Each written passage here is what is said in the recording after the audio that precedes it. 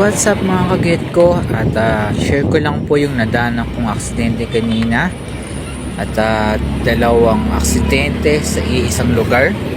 Ito po yan.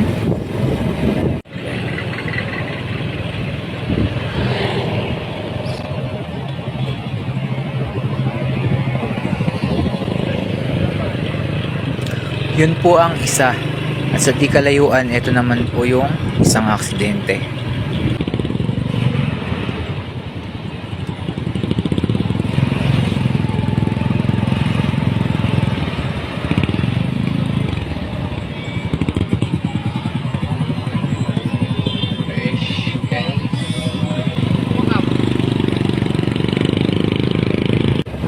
Isang nakakatakot na pangyayari, no?